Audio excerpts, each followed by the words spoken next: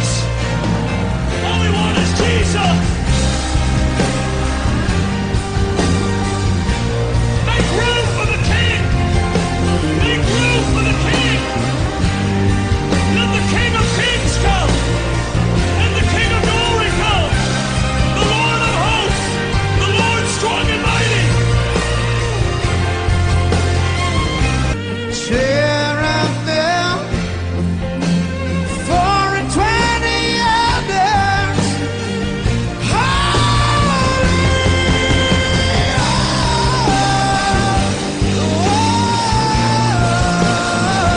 the King, behold the King, behold the King, behold the King. Tá tudo preto? Assim na frente, né? Onde que fica esse negócio? Mas é isso mesmo. Eu vou, em nome de Jesus. Em nome de Jesus, vai dar tudo certo. Ó. Graças a nosso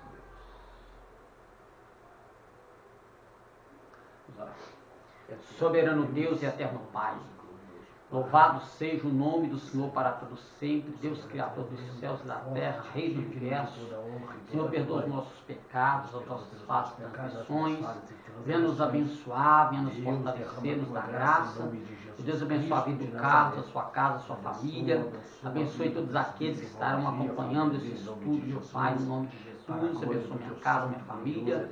O Espírito Santo venha nos iluminar, nos direcionar e nós possamos aprender com o Senhor, meu Pai. Que o Senhor possa nos conduzir e direcionar para que possamos ter bênção, meu Pai, na terra, para a vida daqueles que estarão à nossa volta. Em nome de Jesus Cristo, ajuda-nos a ser bênção para o louvor e glória do Teu nome, em nome de Jesus. Amém. Bem, vamos ver isso, então, se a gente consegue, né? Terminar hoje, eu creio que sim. Nós estamos aí com poucos slides aí sobre esse assunto para a gente fechar aí. Nós já abordamos aí as outras seitas e agora nós entramos dentro do catolicismo, vimos aí como é que o catolicismo ele vai surgir, né? Na questão de catolicismo romano, já falei, expliquei isso aqui, a questão da nomenclatura em si católico, e sempre saber distinguir entre católico e católico romano, né? O catolicismo e o catolicismo romano, né? Abordamos as questões sobre a pessoa de Jesus, né? Como ele é abordado dentro da própria religião, e também entramos na questão da pessoa de Maria, né? Já falamos aí sobre a questão da sua virgindade, falamos sobre as questões dos irmãos de Jesus, vimos na palavra como é que é apresentado essa questão, e agora nós vamos falar aí, já continuando sobre a doutrina do catolicismo romano. Nós estamos aí agora, a intercessão de Maria e dos anjos e dos santos, né? Segundo a visão deste ramo, né? Eles vão, como é que eles entendem isso? Então nós temos aí, a bem-aventurada Virgem Maria é invocada na igreja sob o título de advogada, auxiliadora, protetora e mediadora, né? Contrapondo aquilo que as escrituras sagradas dizem, né? Nós sabemos que depois que Jesus ele ressuscita, pouco ela vai aparecer no texto sagrado, tá? Nós não vemos, depois da ressurreição de Jesus, nenhuma ação intercessória de Maria. Nem antes a gente vê isso. A única questão que a gente encontra Maria é em João, né? Sobre as bodas de Caná, João 2, sobre as bodas de Caná, mas não é assim lá também uma intercessão, porque é algo que está acontecendo, é uma festa que está acontecendo, né? Então dentro dessa festa, aí diz que foi convidado Jesus e também os seus discípulos. Quando lá, aí nós vamos ver, conhecemos bem o texto, só pelo fato de ela chegar para Jesus e falar com ele, não tem vinho, as pessoas acham que ela está sendo uma intercessora, que ela é a mediadora entre o homem e Deus, né? Que ela está ali intermediando pelaquela festa, mas na verdade aí a resposta que Jesus vai dar é uma resposta, não é uma resposta rude, né? Jesus vai dizer, mulher, que tenho eu contigo? Ainda não é chegada a minha hora. Mostrando, né? Que ela não tem autoridade nenhuma, né? Mostrando, exatamente. E quando ela vai dizer assim, aí ela mostrando essa autoridade de Jesus, do poderio de Jesus ser aquele que pode fazer algo pelo necessitado, ela mesma vai dizer, olha, chama os serventes, ó, fazei tudo quanto ele vos disser. Então, eles obedeceram à voz dela em fazer o que Jesus disse. Isso não a classificou como uma invocadora, uma advogada, uma auxiliadora, uma protetora, uma mediadora. Isso não a classificou como tal. Tá? Ela estava colocando sobre Jesus a questão de invocar a ele, dele ser um advogado, dele ser um auxiliar, dele proteger, dele ser um mediador. E o texto sagrado, a Bíblia, ela vai apresentar Jesus com todas essas características, tá? Menos ela. Nós não estamos aqui, né, para você que talvez é católico, vai assistir o vídeo depois, nós não estamos aqui desfazendo da pessoa de Maria. Maria, ela é uma serva de Deus. Tanto é que quando o anjo vai falar para ela, né, ela vai dizer, eis aqui a serva do Senhor, cumpra-se em mim a tua palavra.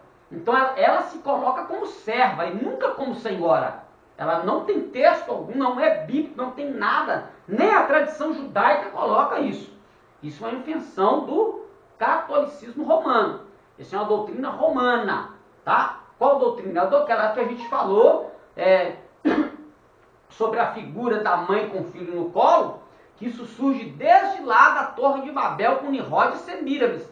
Isso é uma cultura da Mesopotâmia, lá da Babilônia, tá? Que surgiu na Babilônia com Nimrod.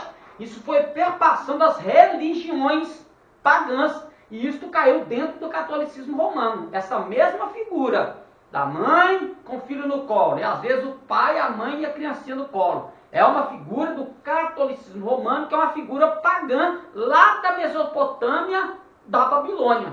Então, as pessoas pegaram essa imagem e colocaram elas dentro do conceito doutrinário deles, como se Maria fosse mãe de Deus, né? Aí o texto lá já refutou, né? Que ela vai chamar a serva, né? A sua serva, ou seja, como ela é criatura. Então ela jamais quis para si título de mãe de Deus. Ela jamais pensou nessa possibilidade.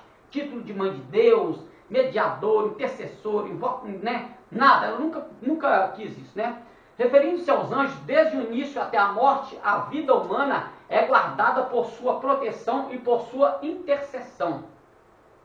Isso aqui na questão de que, quando, né, dentro da tradição judaica, tem esse tipo de pensamento, né? Que o anjo da pessoa, quando a pessoa nasce, um anjo é colocado para acompanhar aquela pessoa, que dentro do catolicismo romano eles vão chamar de anjo da guarda.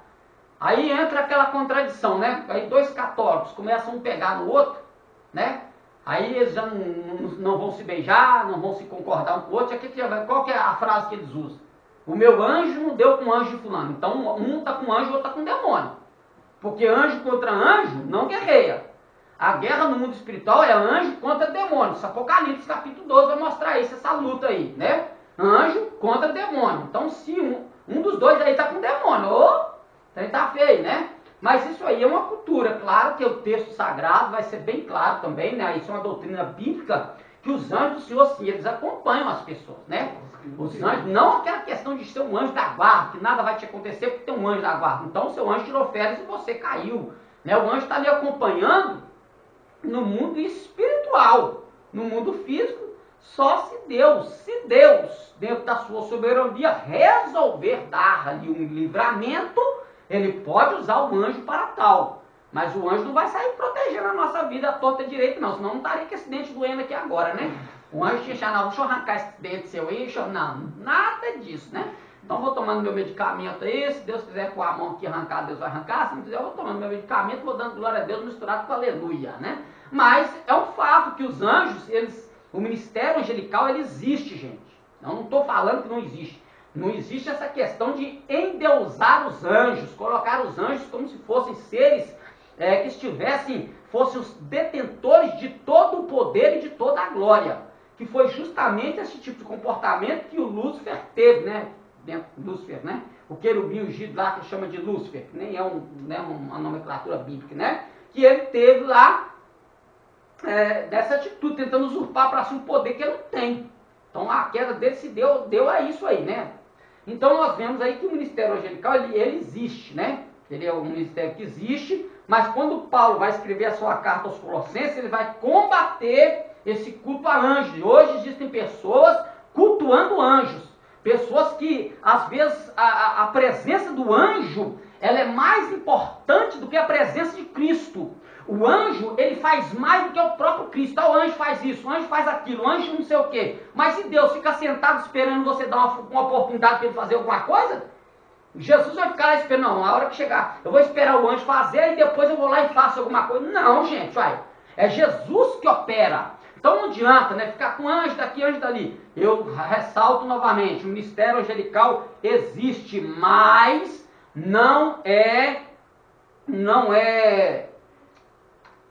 nós não podemos nos meter, como disse o apóstolo Paulo, a cultos de anjo. Hoje em dia isso está acontecendo demais, tá? Demais de pessoas cultuando anjos, tá? Existe uma denominação que hoje ela já é classificada como uma seita, que existe um monte, que é onde esse profeta, esse suposto profeta, ora, eu não vou falar o nome, né, porque eu não sou bobo, mas quem conhece vai entender. Lá tem o altar para Jeová e um altar para o arcanjo Miguel. 2 altares, o camarada já criou, já fez um altar, foi um seguidor dessa seita que falou comigo. Foi alguém que é de lá que falou comigo. Eu li até num folhetozinho que jogaram também, lá na porta do meu serviço. O altar de Miguel e o altar de Jeová. E lá, este Miguel, ele é idolatrado dentro desse lugar. Lá quem age é o Miguel, não é Jesus, né? E outra coisa, anjos são classes angelicais, existem classes, hierarquia. Não é todo anjo, por exemplo. Eu já vi pessoas, anjo Gabriel, vem aqui e faz não sei o quê. Gabriel não é anjo de guerrear, não, gente. Gabriel é mensageiro, ele é para levar mensagem, ele não tem nada a ver com guerra. Ele pode até vir, mas vir para falar, o que eu vim fazer aqui? E outra, anjo não é onisciente, não é onipresente, ele não pode estar em todo lugar ao mesmo tempo. E Hebreus vai dizer que eles são espíritos ministradores reservados a serviço daqueles que hão de herdar a salvação. É daqueles que hão de herdar a salvação. Com que propósito? Com aquele propósito designado por Deus. Não são os propósitos nossos. Senão nenhum crente morreria, nenhum crente aconteceria acidente, né? Quantos cristãos sinceros, tementes, piedosos, que morreram às vezes de acidente. Porque o anjo estava, onde estava o anjo? Uai, mas onde que estava Deus? Gente, nós somos seres humanos. O tempo vai chegar para todo mundo, né? Mas, não, eles têm essa forma de culto aos anjos. Referindo-se aos santos, eles não deixam de interceder por nós ao Pai, apresentando os méritos que alcançaram na terra pelo único mediador de Deus e dos homens, Cristo Jesus. Por conseguinte, pela fraterna solicitude deles, nossa fraqueza recebe o mais valioso auxílio. Ou seja, esses que são canonizados, né, na Igreja Católica, são por méritos que eles fizeram. Existem pessoas que Deus, olha para você ver, Deus usa a pessoa como instrumento, Deus usa a pessoa realiza uma cura em nome de Jesus, porque isso é fato, e em vez deles louvarem a Deus, glorificarem a Deus pela vida, né, dessa pessoa, não, eles vão louvar esta pessoa pelo milagre realizado, como se fosse da pessoa, né? O próprio Pedro, quando ele com João cura aquele enfermo, ele diz, por que olhais tanto para nós, como se pela nossa própria virtude e santidade fizesse mandar este homem?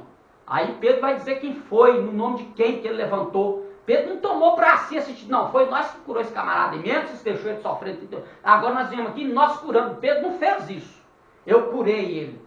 Claro que se nós temos o dom de cura, nós seremos um instrumento pelo qual Deus vai usar para curar. Tá? Nós somos esse instrumento. Só que o fato de eu ser um instrumento não me faz ser o autor da cura. Eu sou apenas o canal da cura. O autor é Deus.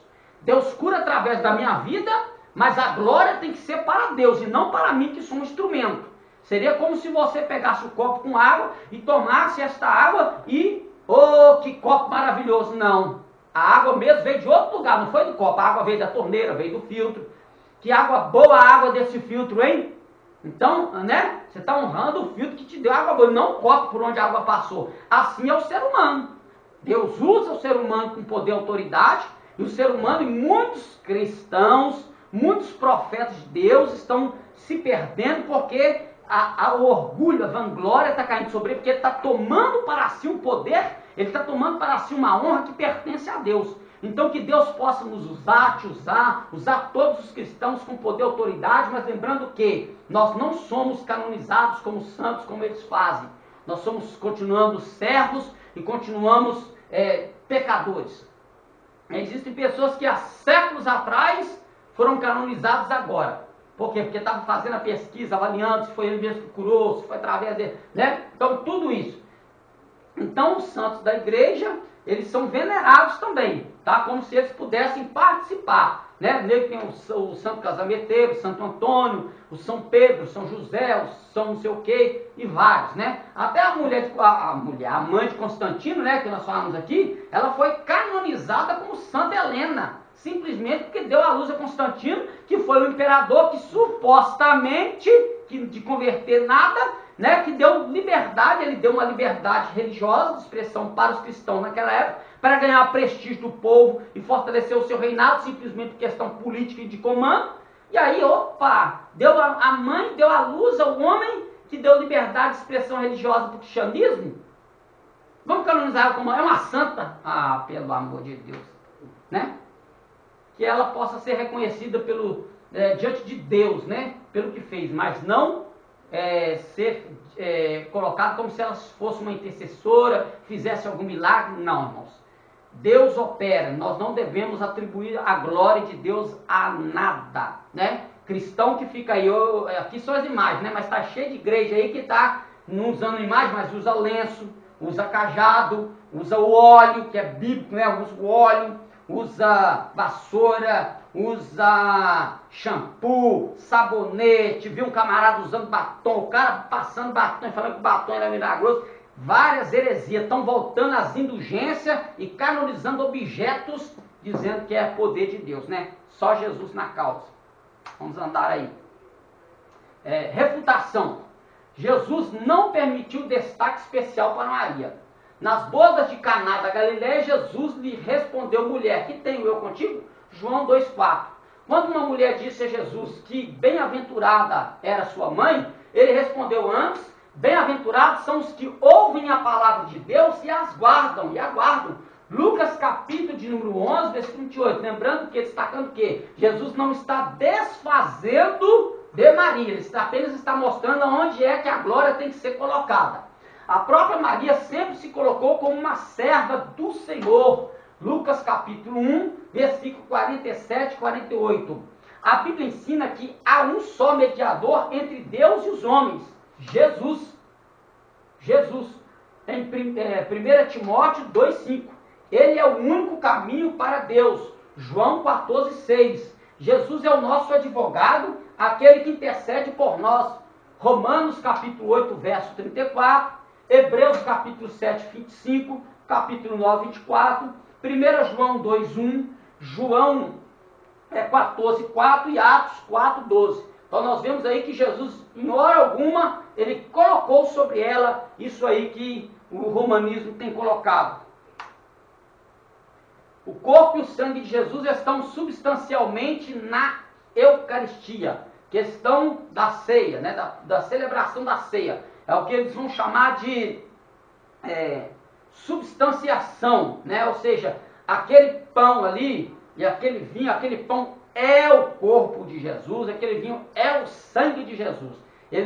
Para eles não é símbolo, se torna verdadeiramente o corpo e se torna verdadeiramente o sangue. Não, aquilo é símbolo. É um símbolo de autoridade, é um símbolo de reconhecimento. O próprio Jesus vai colocar isso. Ó. No Santíssimo Sacramento da Eucaristia, que é a hóstia, né? Questão da hóstia, estão contidos verdadeiramente, realmente, substancialmente, o corpo e o sangue, juntamente com a alma e a divindade de nosso Senhor Jesus Cristo. Então, segundo eles, você está ingerindo a pessoa de Deus, tá? Segundo esse pensamento, na hora que você participa do cálice, que você participa do pão, você está ingerindo Deus, você está comendo Deus e bebendo Deus, você está comendo mesmo do corpo de Jesus, comendo Jesus e bebendo Jesus. né? Segundo o pensamento dele. Nós vamos ver como a Bíblia trata isso. E por seguinte, o Cristo todo, e pela conversão do pão e do vinho no corpo e no sangue de Cristo, que este se torna presente em tal sacramento, o que a Bíblia não coloca como tal, né? Refutação. Quando Jesus disse, isto é meu corpo, Mateus 26, isto é meu corpo, Mateus 26, 28, não se pode entender o texto literalmente, porque ele concluiu, fazer isto em memória de mim, é um memorial, tá? Memoriais eram levantados para fazer lembrança. No livro do Apocalipse diz que nós seremos colocados como colunas no templo de Deus. Isso quer dizer memória, não quer dizer que nós vamos ser uma coluna ficar lá assim, não. Isso é uma figura de linguagem que ele está usando para dizer que nós vamos estar firmes na presença de Deus, diante do trono de Deus, diante da pessoa de Deus, no dia da consumação de todas as coisas, claro, né? Tudo é figura de linguagem, expressão, nada literal. Jesus usou muitas palavras de forma figurada. Eu sou a porta, João 10, 7, João 10, 9. Eu sou a luz do mundo, João 8, 12, João 9, 5. Eu sou a videira, João 15, 1. Eu sou o caminho, João 14, 6. O pão e o vinho continuam como as mesmas substâncias, podendo apodrecer ou estragar com o tempo, não podendo ser comparado com o corpo incorruptível de nosso Senhor Jesus Cristo. Então não tem como fazer tal comparação. Tudo fazia parte de um memorial para ser lembrado para Cristo. Lucas 22, 19 e 1 Coríntios capítulo 11, verso 24, a partir do verso 23, né, que é o texto básico da nossa celebração da ceia. O trabalho dele entregando o seu corpo por nós foi consumado. João 17, 4, João 19, 30. O seu sacrifício foi único, não pode ser renovado a cada instante. Ele nos deu a sua própria carne para comermos, porém, como comer espiritualmente e não materialmente, sem comer sua carne pela fé e beber seu sangue, que lava todos os pecados, não teremos a vida eterna. João 6, 53, 54, simbolicamente. Carne e sangue significam a plena humanidade de Cristo. 1 João 4, 2 e 3. Jesus declara que se não assimilarmos o seu sacrifício por nós, não teremos vida eterna. João 6, 51, 58. Mostrando que Jesus estava usando aquilo como símbolo para a memória, mostrando que nós participamos deste ato, né? Quando o texto vai dizer assim, todas as vezes que comerdes este pão e todas as vezes que beberdes este cálice, anunciai a morte do Senhor até que venha. Então, quando a gente participa, né? Quando a gente participa da ceia, nós estamos anunciando, nós estamos comemorando aquilo que Cristo fez por nós, né? Para a glória do seu santo nome.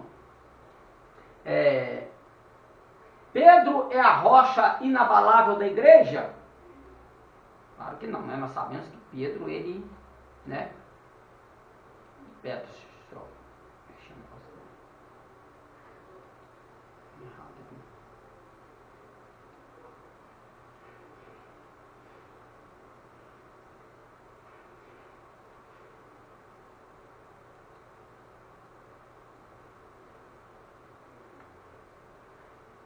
é a rocha inabalável da igreja. Jesus confiou-lhe uma missão única, graças a uma revelação vinda do Pai. Pedro havia confessado, tu és o Cristo, o Filho do Deus vivo. Então, quando Jesus ele vai fazer uso da expressão, sobre esta pedra edificarei a minha igreja, e as portas do inferno não prevalecerão contra ela, Jesus não estava dizendo que Pedro ele é a base, que Pedro ele é o pilar da igreja. Pedro, ele como presbítero, né, que ele mesmo vai se colocar como presbítero, como ancião, como dirigente da igreja, ele vai conduzir, mas ele não é o fundamento é Cristo, né? O escritor aos Hebreus, ele vai falar sobre esse fundamento, que Cristo é o fundamento, né? Sobre o fundamento dos apóstolos, dos profetas, que Jesus Cristo é a pedra principal de esquina, não Pedro, né? Nós vamos entender isso aqui, como é que o texto é colocado direitinho.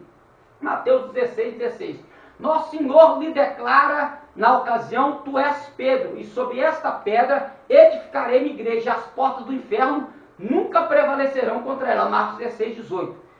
Pedro, em razão da fé confessada, permanecerá como a rocha inabalável da igreja. Entende aqui? Jesus confiou a Pedro uma autoridade específica. Eu te darei as chaves do reino dos céus.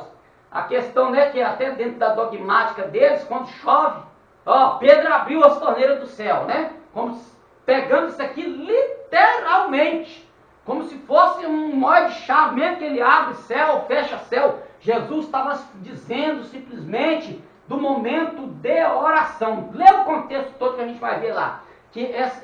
O que Jesus estava falando com Pedro era aquilo que a igreja em si vai praticar, porque ele está ali representando a igreja, tá? Pedro, ele é o representante da igreja. Então, quando Cristo fala: te darei a chave do reino do céu, e o que desligares na terra será desligado dos céus, Mateus 16:19, Jesus estava falando do ato de orar, que a oração ela tem esse poder de entrar na presença de Deus e trazer esse poder de Deus à terra. Simplesmente não só na pessoa de Pedro, mas todo aquele que confessa Jesus Cristo. Porque em Marcos 9:23, Jesus vai dizer que tudo é possível àquele que crê. Essa questão do ser possível ao que crê no clamor ao nome de Jesus, é isso que Jesus estava colocando, né? Vamos continuar aqui. O poder da chave designa a autoridade para governar a casa de Deus, que é a igreja. Jesus, o bom pastor, João 10:11. Confirmou este encargo depois de sua ressurreição. Apacenta as minhas ovelhas. João 21, 15, 17. O poder de ligar e desligar significa autoridade para absorver os pecados, pronunciar juízos doutrinais e tomar decisões disciplinares da igreja. Olha como é que eles entendem essa questão. Que essa autoridade que Jesus está dando para Pedro é a autoridade dele perdoar pecado, né? E o papado leva sobre isso, né? Nós sabemos que tem aquela questão da confissão que se faz no catolicismo, que quem te absolve dos seus pecados é o padre. É ele quem te absolve dos pecados. Você vai lá, faz a sua confissão: eu fiz isso, fiz aquilo. Meu filho, vai lá, reza tanto Pai Nosso, tantas Ave Maria, e será perdoado os seus pecados. Não tem nada disso na Bíblia. Quando Jesus falou da autoridade, Jesus estava falando dele ser a rocha, dele ser o base da igreja, dele ser o dono da igreja, e de nele estar a autoridade. É nele que nós vamos encontrar o perdão dos pecados, é nele que nós vamos encontrar o poder para a manifestação de milagres e outras coisas, né? Jesus confiou a Pedro uma autoridade específica. Já li aqui, né? Já li ali também. Refutação. A pedra sobre a qual Jesus edificou a sua igreja é o próprio Jesus, reconhecido como Cristo, o Filho de Deus, como Pedro tinha acabado de declarar. Então, né, quem diz que sou eu? Uns estão falando que sou eu, Elias, Jeremias, ou alguns, mas vós, quem diz que eu sou? Tu és o Cristo, o Filho do Deus vivo. Sobre esta pedra edificarei minha igreja. Qual pedra? De que Jesus é o Filho de Deus, né? Jesus, o Filho de Deus. Como Pedro tinha acabado de declarar, Mateus 16:16. A expressão sobre esta pedra relaciona-se com a resposta de Pedro: tu és o Cristo, Filho do Deus vivo. Em Mateus 16:23, vemos Jesus repreendendo Satanás, que falou através de Pedro, o que prova a fragilidade humana. Portanto, a igreja não foi edificada sobre Pedro, e sim sobre a rocha, pedra, que é Jesus. Jesus afirmou que ele mesmo era a pedra. Mateus capítulo 21, 42, Salmo 118, versículo 21. Tanto é que quando a gente vai pegar o texto no grego nós vamos ver que o nome Pedro é Petros. Petros quer dizer no grego fagulha de pedra, pedra pequena, pedaço de pedra. Mas quando é concernente à pessoa de Jesus, que é Petra, quando Jesus diz que ele é a pedra, ele é a Petra. Pedra quer dizer rocha grande, rocha firme. Então Pedro, que é Petros, é um pedacinho de rocha. É um pedacinho, uma lasquinha. Mas a rocha mesmo é a Petra, que é Jesus, né? É a Petra que é Jesus, que é a rocha grande. E Paulo vai dizer lá em Coríntios que esta pedra que seguia o povo no deserto é Cristo, é a pedra. Não falou que Pedro que é a pedra, é Cristo. Pedro é o fagulhinha, né? Deus abençoe aí, nosso irmão André Rosa. Então nós temos que entender isso, né? É onde ele se perde. A expressão, onde é que eu parei aqui? Aqui, né? Aqui? Já vi aqui, né? Vou explicando até que me perco aqui. Todas as vezes que a Bíblia se refere ao fundamento da igreja, coloca Jesus como a pedra de alicerce. Efésios 2:20, Mateus 21:42, Atos 4:11, Romanos 9:33, 1 Coríntios 10:4, onde Paulo vai falar que Jesus é a pedra. O próprio Pedro reconhece que a pedra da igreja é Jesus Cristo. 1 Pedro 2:4-7. Pedro ele vai fazer essa afirmação, que ele é a pedra que foi rejeitada pelos edificadores, né? E ele vai dizer que nós somos, e aí através de Cristo nós nos tornamos pedras vivas. Por quê? Porque a pedra de edificação é Cristo, nós estamos nele, né? E não ele. Pedro não era rocha inabalável, era sim repreensível por seus atos. Gálatas 2:11, onde Paulo vai repreender Pedro. Ele negou Jesus 3 vezes. Pedro desempenhou um papel de fundamento da igreja compartilhado com todos os demais apóstolos. Ele não foi o único. Nós vamos ver que até chega num dado momento que a gente vai entender que a primazia da igreja está sobre Tiago. Tá? Pedro ele faz parte do corpo da igreja. Nós não vemos Pedro fazendo nada sozinho. As coisas vão ser decididas pelo corpo da igreja, pelos apóstolos, em Atos dos Apóstolos. Né? E aí depois nós vemos a primazia nas mãos de Tiago.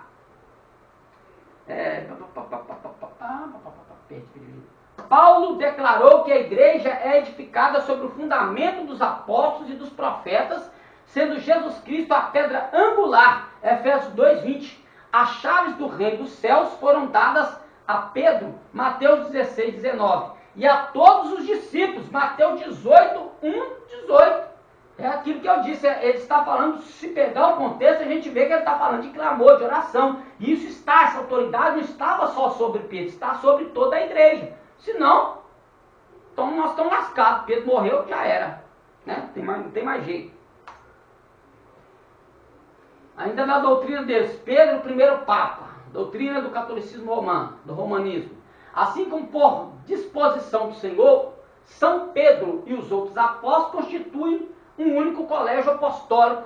De modo semelhante, o romano pontífice, sucessor de Pedro, e os bispos sucessores dos apóstolos, estão unidos entre si. Este ofício pastoral de Pedro e dos outros apóstolos faz parte dos fundamentos da igreja e é continuado pelos bispos sob o primado do Papa.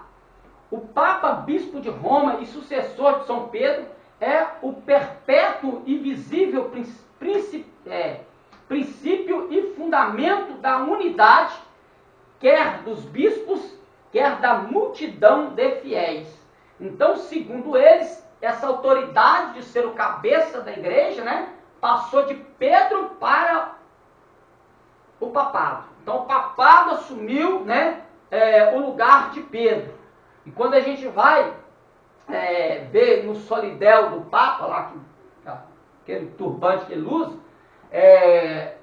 está escrito lá, deixa eu ver se eu vou lembrar aqui, em latim, Fidelis, como é que está escrito, gente? Eu sei que traduzido, eu esqueci como é que pronuncia aqui no latim, que traduzido quer dizer substituto do Filho de Deus. Vicaris, lembrei. Vicaris Filis Deis. Vicaris Filis Dei. Quer dizer substituto do Filho de Deus. Onde que um homem de carne e osso, nem Pedro, teve coragem de dizer que era substituto do Filho de Deus. Mas, segundo o romanismo, o Papa é o substituto de Jesus Cristo. Então, por isso que há essa reverência dada, né, entre aspas, ao Papa, ao papado, né? Você ser obediente ao seu líder é uma coisa, agora você idolatrar, fazer de Deus, substituto de Deus, é outra coisa totalmente diferente, né? Assim como por disposição do Senhor, já li, né? Eu expliquei aqui. Refutação. Vamos ver se a Bíblia vai ensinar isso mesmo? É dessa forma que se crê? Se Pedro foi Papa, foi um Papa diferente dos seus sucessores até agora. Pedro era financeiramente pobre, Atos 3:6. Pedro era casado, Atos 8:14-15. Porque essa questão do casamento foi criado pelo romanismo para eles não terem obrigações e gastos com a família do sacerdote. Então o romanismo impede o casamento dos papas, dos bispos, dos padres, não é porque eles estão seguindo uma linha de celibato para ser santo na presidência, simplesmente porque eles não vão ter que gastar com a família, porque eles sabem que se eles liberam o casamento para o papa, para os bispos, para o clero todo, eles vão ter que gastar. Então eles criou isso para cortar gasto, tá? Para cortar gasto. Então esse celibatário que é induzido dentro do papado, do bispado e dos padres, é simplesmente para eles não terem compromisso com a família do sacerdote. O que a Bíblia claramente mostra que o sacerdote, ele é digno de duplicada honra. Aquele que vive pelo Evangelho, aquele que prega o Evangelho, ele tem que viver do Evangelho. Ou seja, a igreja tem que manter, seja no quesito material, financeiro, o seu líder, né? Na questão aqui seria o Papa, mas na questão nossa aí, né, pastor? Por isso que há muito escândalo no meu Deus, né? Porque celibato é um dom, né? A pessoa vai vivendo e vai, sem saber, ela descobre que ela tem aquele dom dele. E eles daram isso aí como uma ordem. Por isso que há tanto escândalo. Paulo vai dizer assim, ao solteiro digo eu, se puder, se. Ele não falou seja, ele falou se. E quando Paulo vai usar essa expressão, né, há divergências, né? Existem divergências, ele estava viúvo. Então quando ele vai dar esse conselho para os solteiros, não quer dizer que ele é solteiro, primeiro. Para você ser um fariseu, renomado, estudado, se tornar mestre, você não poderia ser solteiro, você tinha que ser casado. Isso é fato. E Paulo vai, em alguns passagens, Paulo vai até reclamar com alguns irmãos que estavam questionando o fato de Paulo ter que levar a esposa com ele. Aí vai dizer, será que só eu e servos não temos direito de levar conosco uma mulher irmã e os demais apóstolos? Então ele vai fazer esse questionamento, que alguém não queria que ele levasse a sua esposa, né? Então, claro que ela não vai aparecer na história, não adianta procurar, mas que ele dá essa pista de que ele era casado, aí dentro do costume farisaico, ele sendo fariseu, como ele disse, ele foi fariseu, zeloso, só se for casado. Solteiro lá não tinha não, nenhum, nem se podia, né, tirar para ser solteiro. E aí eles pegam esse texto e falam que Paulo, aí daí que eles tiram essa questão de que o sacerdote tem que ser celibatário. Ajuda aí, né, senhor? Só misericórdia. Pedro foi um homem humilde, pelo que não aceitou ser adorado pelo centurião Cornélio. Atos 10, 25, 26, né? Nós sabemos que na hora que Pedro chegou, Cornélio foi o adorar. Ele falou, não, levanta que eu sou um homem como você. Não, levanta, eu sou homem como você. Estava dizendo, eu sou pecador como você é. Né? Então, não tem como, gente. É muita, sei lá, misericórdia, né? Como é que pode? Vamos continuar aqui, né? Pedro foi um homem repreensível, né? Lemos ali Gálatas 2. A doutrina deles ainda, o que diz? Pedro não era o pastor da comunidade cristã em Jerusalém, e sim Tiago. Refutação da doutrina, né? Tiago, já citei aqui, ó. Atos 12, 17, Tiago 1:1. E foi colocado como uma das colunas entre Tiago e João, e não como a primeira coluna. Então Paulo já vai colocar, né, aquilo que eu disse, ele faz parte, junto com os apóstolos, né? Gálatas 2:9. Quando o primeiro concílio reuniu-se em Jerusalém, Pedro apenas teve a função de introduzir o assunto, Atos 15, 6, 11. Tiago teve uma posição mais importante, assumindo a reunião, dando o seu parecer e fazendo o pronunciamento final, Atos 15, 13, 21. Paulo falou que em nada foi inferior aos mais excelentes apóstolos, segundo aos Coríntios capítulo 12, verso 11. Reconheceu que o seu chamado era semelhante ao ministério de Pedro, Gálatas 2:8, a ponto de usar de sua autoridade para repreender Pedro duramente, Gálatas 2:11, 14. Aquela questão, quando ele estava comendo com o gentio, viu os irmãos de Jerusalém, quando Pedro viu os irmãos, para os irmãos falar dele, ele já foi se retirando, Barnabé olhou assim, opa, eu também, e a Bíblia diz que Paulo, e diz assim, e sabendo Paulo que era repreensível, repreendeu-lhe na cara. Então Paulo já foi, né? Paulo não esperou no cantinho, Pedro, que negócio, não, já foi diante de todo mundo, né? Então, aí o santão, né? O infalível, né? Não, santo ele é, né? Na questão, porque todos nós que estamos em Cristo Jesus, nós somos santos, né? Aí o infalível, né? Infalível. A própria história do papado é uma viva demonstração de que os papas jamais conseguiram provar serem sucessores de Pedro, já que em nada se assemelha àquele inflamado, mas humilde, servo do Senhor Jesus Cristo. Vejamos, os papas são administradores de grandes fortunas da igreja, declarada em 1972 como sendo no valor de $1 bilhão. Isso em 1972, imagine hoje. Os papas são celibatários, não se casam, não obstante, ensinam que o casamento é um sacramento. Se casamento é sacramento, é algo sagrado, por que eles não podem casar então? Como é que eles podem colocar uma bênção sobre algo que eles não participam? Eles não têm experiência no casamento, mas celebram casamento. É uma contradição. Os papas frequentemente aceitam a adoração dos homens. Os papas se consideram infalíveis nas suas decisões e decretos, né? Tanto é que a Inquisição mostrou isso aí, né? A infalibilidade do Papa, ou seja, ele jamais erra. Para manter a igreja na pureza da fé transmitida pelos apóstolos, Cristo quis conferir à sua igreja uma participação de sua própria infalibilidade.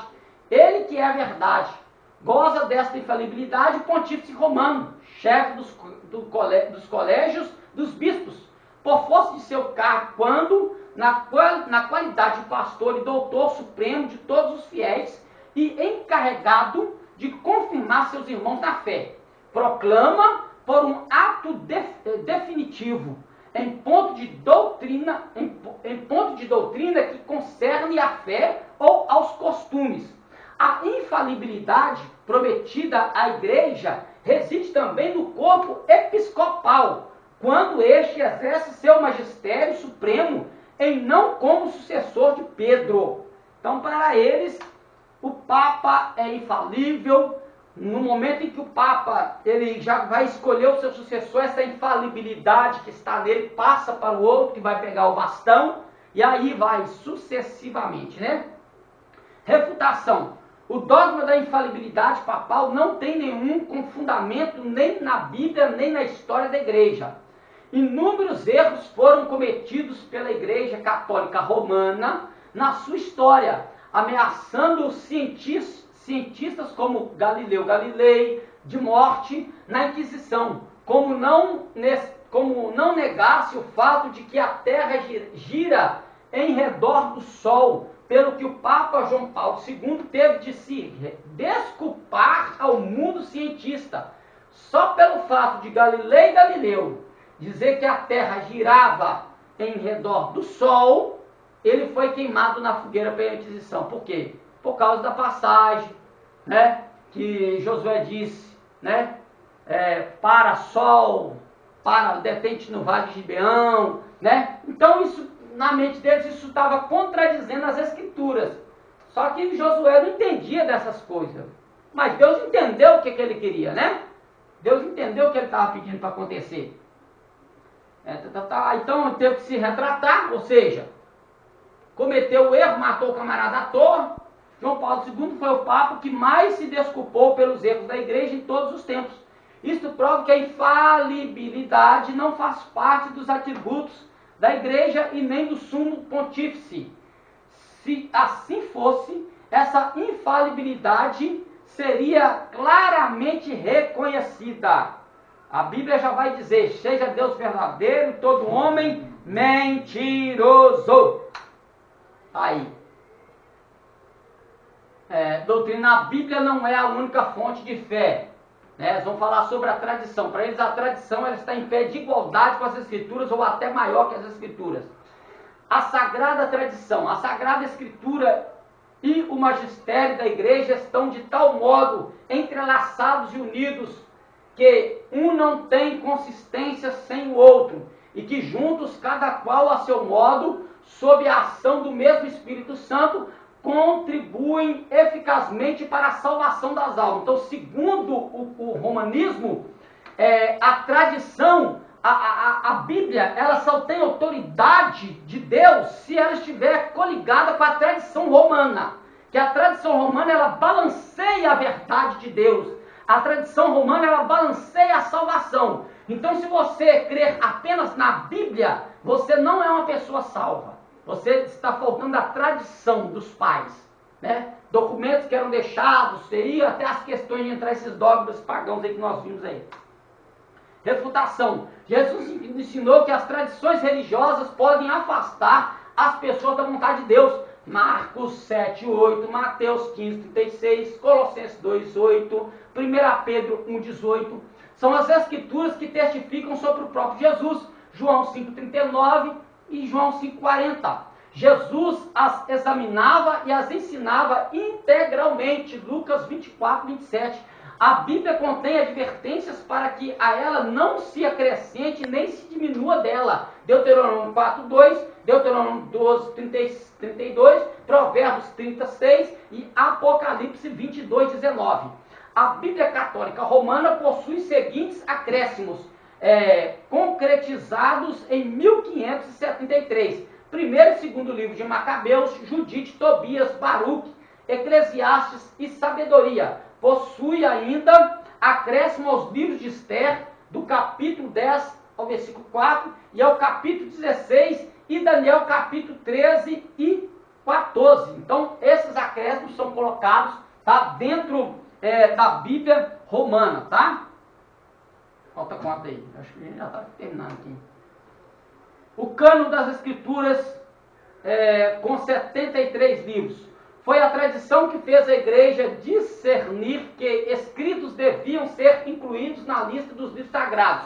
Ela comporta 46 escritos para o Antigo Testamento e 27 para o Novo. Tobias, Judite e os dois livros de Macabeus, a Sabedoria, Eclesiastes ou Siracida, Baruque.